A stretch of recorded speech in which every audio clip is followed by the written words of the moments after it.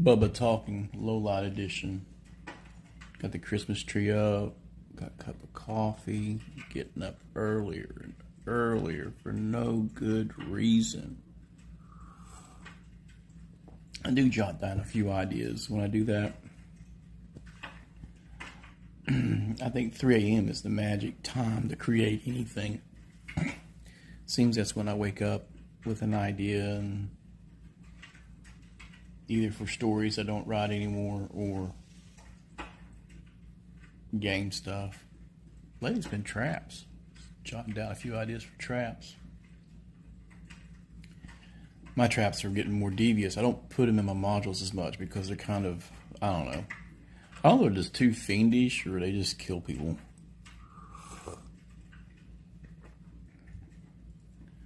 I like the traps that go off like 20 feet back to get people hanging out in the back. It's usually your wizards. Bad saves, bad hit points, lots of corpses. Oops. Wasn't that much damage, and you rolled it. That little trick there has changed the dynamic at my table lately. Virtual table, whatever. And that is having, not just rolling the damage and applying it evenly to everyone. But if it's a variable damage dice trap, I have each person roll their own damage. People like rolling dice when the goal should be to keep the dice out of the DM's hands and out of your hands as much as possible in an OSR game. You lose that sense of control, and you also are in harm's way. Most things that if you explain them properly shouldn't require a roll at all. I'm also going to start looking at the shortcomings of some of my favorite games and being proactive. I'm going to redo the follower tables and not use a percentile. Have lots of index cards that are suitable for a D6 drop or a D12 drop. Just have the index card just I know it's linear. I should use a bell curve of some sort, but it's just a game, y'all.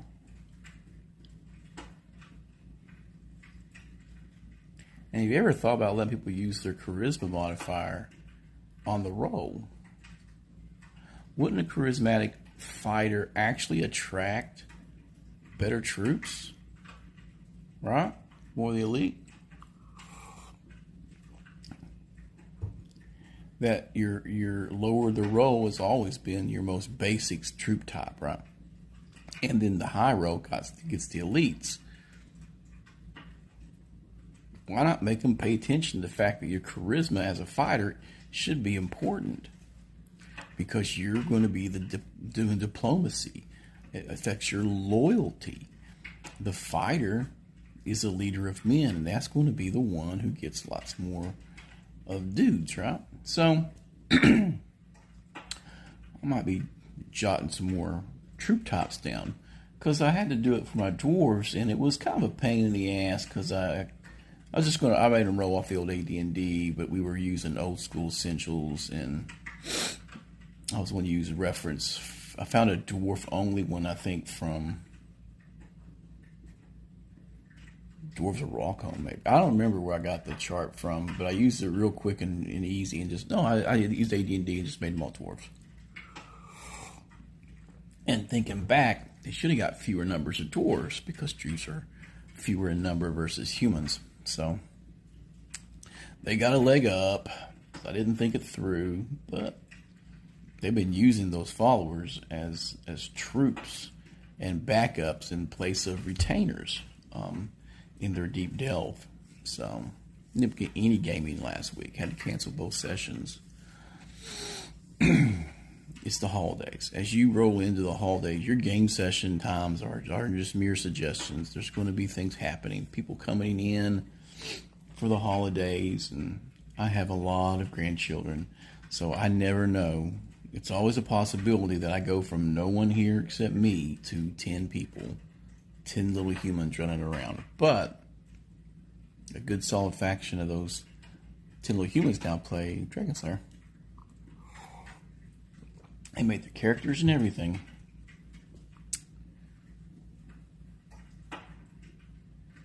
Yeah, I'm going to go ahead and get those fighter charts. I'm going to do them by race because I think it should matter. Maybe half-orcs would get some savage troops. And I do allow monsters to be used as retainers or hirelings. Like you don't need a feat to do it, right?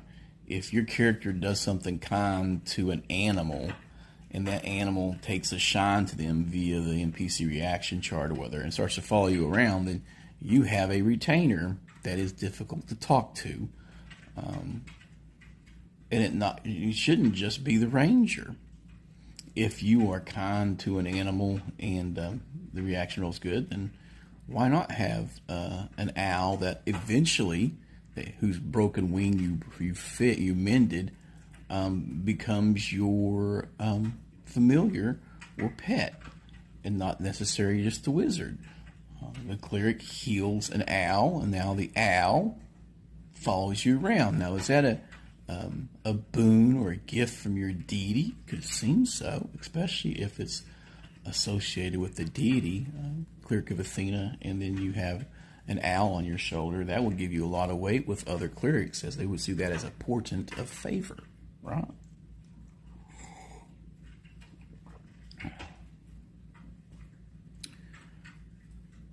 Saw some really good deals this Black Friday on books. Old School Essentials has a really good deal.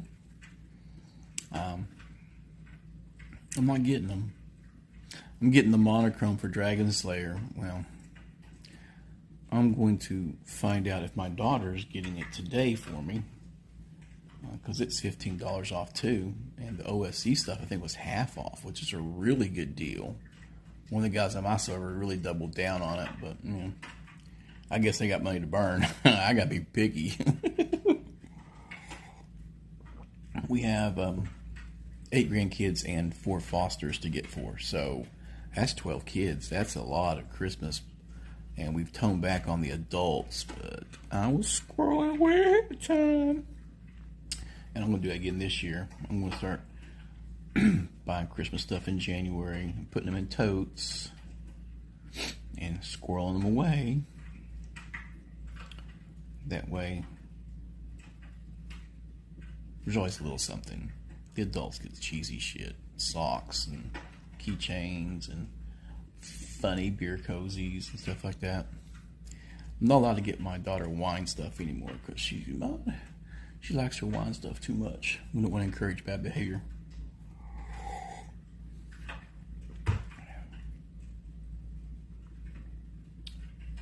Oh no, the holidays. You guys always get dice? I used to get dice a lot when the kids were in high school. They would get me dice and shirts. I'm very weird about shirts. Ugh. I need to put some Redbubble shirts up. I've got cool ideas for them. I just don't know if they're appropriate sometimes. I'll start playing around with the page maker and the meme maker and just put them on shirts. I think they're funny. I've made a bunch of memes, but they are not appropriate. I should totally sell them. Probably get sued by people I'm ripping off. Because I can't draw, but I can make memes because I'm a smartass. One of my favorites is I took a Joker meme and I put, "Too bad you can't take a joke like you take a dick." Response memes are the funniest.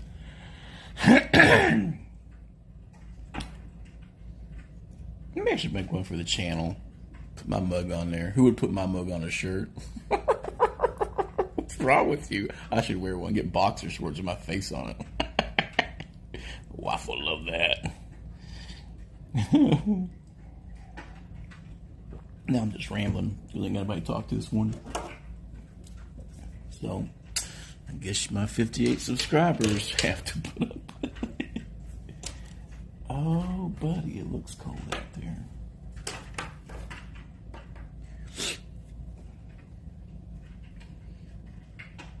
I think the appropriate time to put up the Christmas tree is like the day after Thanksgiving. Instead of this Black Friday crap, I do not go out. I used to work in retail, and I've noticed the trend that a lot of places are closing, and I saw a lot of fast food places were closed on Thanksgiving, and I give those people a thumbs up.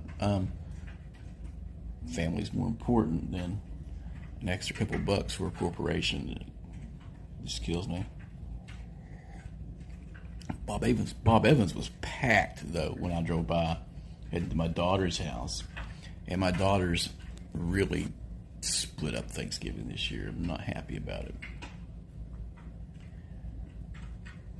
That's the only reason I ever wanted a larger house was for family gatherings. And I wouldn't mind having twice the size of my dining room to have like a feast. And as gamers, we picture these feast halls. Has anyone ever done a feast hall for Thanksgiving? I'm thinking about renting a place with a kitchen next year and making sure all my daughters, and there's 4 of them, there's a lot of them, they all got families too, are there. And then inviting any straggler friends who don't have anyone. We had some people at Thanksgiving this year who just recently moved to the area from the Midwest. Dude showed up and gave me a Man of Barb's card. I thought it was kind of weird. I don't play Magic anymore. Thank you for the really old printing of Man of Barb's. It made me uncomfortable. I didn't know what to say except thank you. But yeah, having people make like 3 Thanksgiving meals for a huge number of people.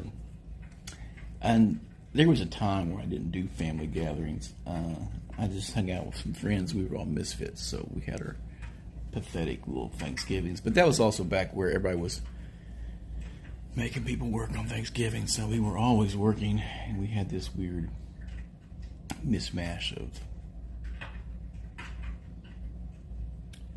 fast food and home cooking.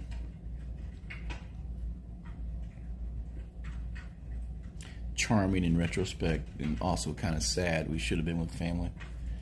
I don't think you truly treasure family until you get a little older and realize how important it is to civilization, to well-being, to everything. And now I'm totally off topic. I'm just rambling. I haven't had anything to really complain about in the hobby. Everybody's excited that Elon Musk may buy D&D. I would second that. I don't think the profit margin's there for the investment for him. It doesn't work towards that unified app for everything. I guess it could. You could work it.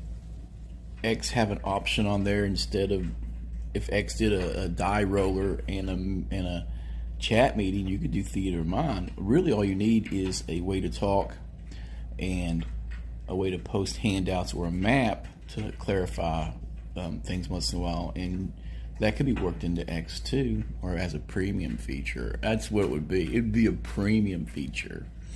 You'll have like your 3 tiers, and then you're going to have special tiers for like gaming and business. I mean, I could see that. It's a lot. Yeah, you can. When I first started playing online, I only used Discord and a die roller, and I sketched out the map for the party as I described it and just uploaded a picture. So I was playing on a PC, and I would take a photo with my phone and upload it as an image. So I would just draw out on these little index cards. I love index cards. I had some grid index cards. I would just show the room as it would appear on a map. And since I was drawing it out every time, I didn't have to worry about covering up numbers, covering up secret doors, stuff like that. And you didn't really have to worry about, I think the line of sight and the torchlight stuff is over the top. That's where I draw. And sometimes I'll make some of the set piece rooms, I'll put flash in it, like chests and stuff, and just make it look a little cooler. That's usually, I probably shouldn't do that as much because it's obvious that's when I got traps and stuff. But you put the greed trap is what the characters all the time. There's always someone's got low impulse control, and they see the shiny and they charge. If you play MMOs and stuff like that, you always know that guy. They just charge in and they pull the whole camp to get to the chest first. Like, you're supposed to roll off on the chest first. And wow, guys, that's group etiquette. Start playing WoW again. Dream Sith server. Joined Dawnfire as a guild, and I'm having fun. And it's vanilla, so I like the old stuff. I don't like the new crap at all. A, they made it too easy, and B, I'm really more familiar with the old talent trees. I didn't play Horde. I've been playing Alliance. And I think it's because I see a shift away from Grimdark towards Noble Bright in literature. And I think we're at a turning from like the 70s to the 80s when it went to this depressed. We came out of that recession into a better time, and we want to cheer for the good guys. It's like we're all waking up from a terrible dream, politically, culturally, right? And we think the future's bright. We can't be 100% certain, but that's hope. You hope the country is moving forward economically. This past couple of decades, I've gone through really changing how I view economics. I used to be more of a laissez-faire, free market person. Now I'm like, free market's a myth. It's all mixed economy, and it should be nationalistic, protectionist in nature, because you can't compete with slave labor. You can't. And if there's tariffs are a tool, and if you use tariffs properly, you're negotiating from a position of strength, and that's where you get the advantage in a negotiation. This is basic now. And it should be for the benefit of your citizens, not transnational or international companies. They have no loyalty to anything except money. There's a reason people don't trust mercenaries. And that's how we're supposed to build our economy, on people who have only loyalty to money. That's mercenary. That means they don't have loyalty to nation, or your neighborhood, or your culture, or your people. No, they don't give a fuck. Fuck, you're expendable. You don't want to be expendable when it comes down to the bottom line, because that shifts pretty quick. And that's where you have like a line from Larry Crown, where you have a great employee who can't advance in a company because he doesn't meet some spreadsheet thing, so he gets booted. You lost a great employee because spreadsheet and bottom line, and doesn't mesh with reality or working well with doing right by your people. I don't think most companies should get, once you get beyond 150 people, I think it all changes. Corporations are terrible. It's even how you view economics, and economics is all based around the hearth and the home until you get to a certain level, and then all those rules go out the window. That microeconomics makes the most sense and is understandable by everybody, and you get to macroeconomics and it gets retarded. Everything's based on debt, and yeah, it's terrible. Anyway, I'm off topic this morning. So talk about gaming? I don't remember. I'll have to rewatch this video. I'm going to call it a ramble. No topic in particular. And I'll probably need to focus on something. Maybe make a video where I actually just sit down and think about the follower chart. Or should the follower chart be an RP thing, customized by region and characters' actions over time? Like if you fought for peasants and you have a peasant army that you whip into shape, why would you suddenly attract a bunch of seasoned men-at-arms from all over the place? You should really take into account your character's development, or your player's development in that attraction of things. Like I've always weirded that when you roll, you can roll randomly getting cavalry, but they're based in the mountains. That don't work. I think I'm just going to start making troop tops on index cards, like a bunch of them, and then determine which ones would be on the thing, and then number them and have a character roll number. Or maybe do one of those. Gillespie does a lot of cascading tables. I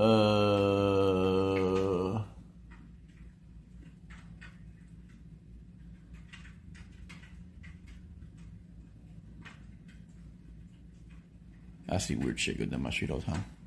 This dude is carrying a box. Is that a porch pirate? Walking? What the hell? There's a cascading one for elites. Or should the elite just be a percentile row in addition to your troop top? You roll your base troop top, and then you make you an elite row based upon your charisma. Just make it a flat percentile equal to player character's charisma.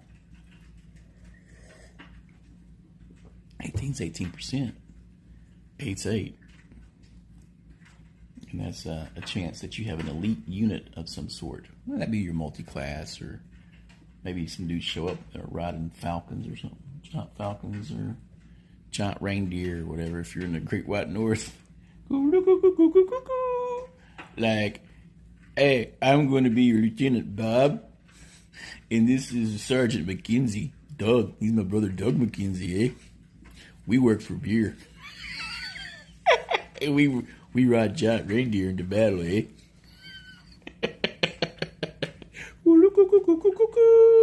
What's that out of boot? I'm always teasing my Canadian friends. But anyway, well, don't worry, guys. We're going to make Alberta and Saskatchewan the states eventually, and we'll just be we'll be citizens of the same great nation. There was actually talk of making an offer for the western coast of Canada by the new administration. It was getting kicked around because it's crazy that we're not connected to Alaska. I was like, oh, absurdism as policy. You float the idea could work out. Does Canada really use that western coast? Could America use it better? Do the people of that region want to be American citizens? And all the people who want to be American citizens, how about we make them territories? Right? We have a way, and if we believe in sovereignty and an actual republic, then some of these places should be able to vote to join the nation. And then petition to become part of the Americas, right? Oh, now a lot of people don't believe in democracy.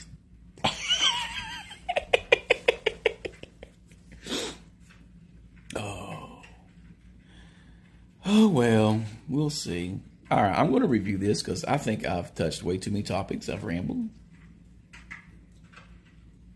Anyway, it's the time for hot cocoa, Christmas movies, feel good, fellowship.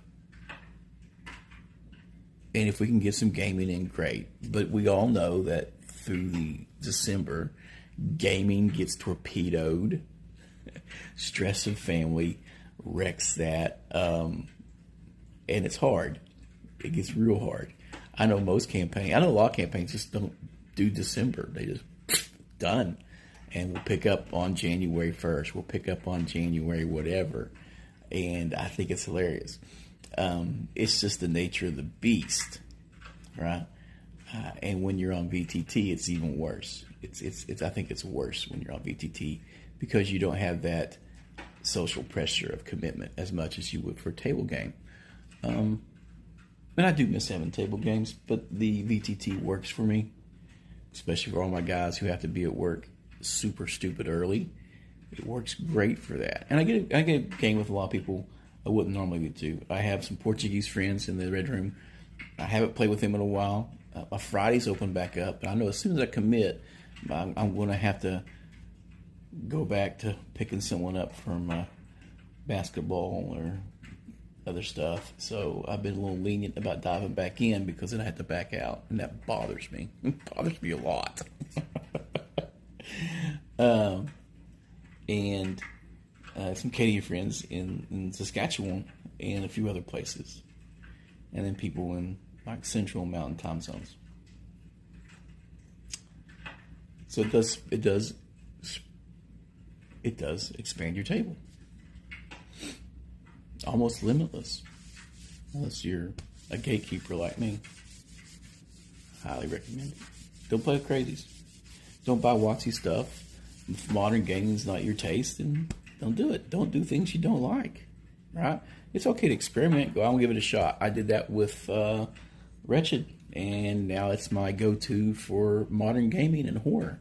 And I didn't think tabletops were a good medium for horror. I love horror films. Modern gaming, I like sci-fi. And that's where I get a little flexible in the game system. But if it's fantasy, I want it old school. That's why I play Dragon Slayer. And I will play old school essentials. And I will play basic fantasy. And I will play BX. And I will play TSR era stuff. But I don't do 2E forward anymore for fantasy. Now, the retro clones that go back to the golden age of TSR, thumbs up. Wretched for space. And they've made it red now. And I just finally got around picking red up. I need to get that and the Wretched expanded in soft cover. And I'm going to maybe do some space stuff. I always have space ideas. I just don't do a lot with them. I want to make a sequel to The Raid on the Poultry Planet. And I want to do a gritty space. Not maybe Super Space Opera, but maybe that orbital decay area where you're in the early expansions into space. Oh, I got all kinds of ideas for space opera and stuff, but I don't know. So I'm doing it. Maybe because I'm playing so much fantasy. I maybe getting to play a game.